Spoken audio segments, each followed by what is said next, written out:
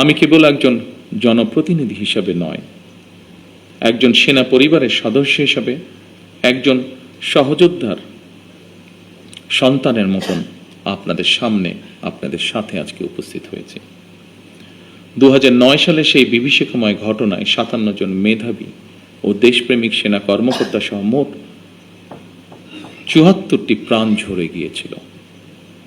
প্রতিটি নাম একটি পরিবারের আলো নিভে যাবার গল্প, প্রিয়জন হারানোর বেদনা বিদুর অধ্যায়, একটি সন্তানের পিতৃহীন হওয়ার ইতিহাস, একটি স্বপ্নের অসমাপ্ত মহাকাব্য।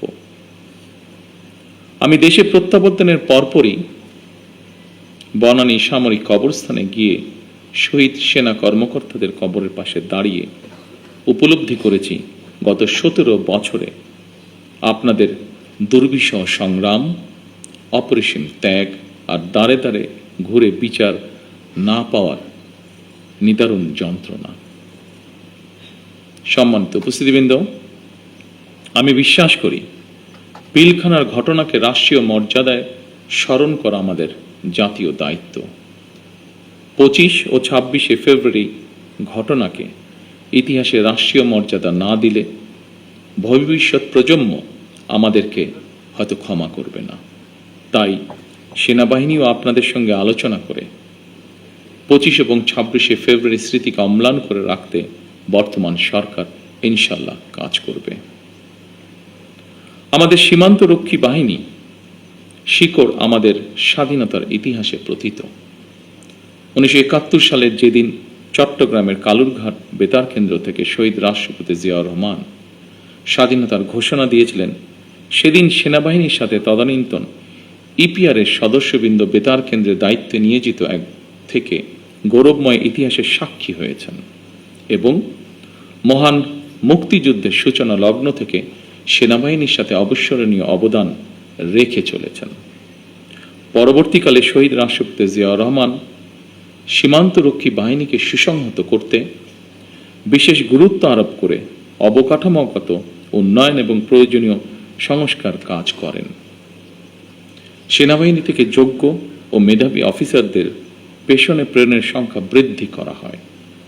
1978 সালে এই বাহিনীর ইতিহাসে সবচেয়ে বড় ঘটনা হল সামরিক কায়দায় নতুন করে পুনর্গঠিত করা।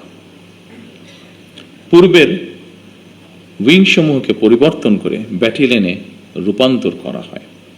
2টি নতুন ব্যাটালিয়ন সংযোজন করে বাহিনীর সংগঠনকেও পরিবর্ধিত করা হয়। দীর্ঘ সংগ্রামের পর আজ জনগণের রায় নির্বাচিত সরকার দেশ পরিচালনা করছে।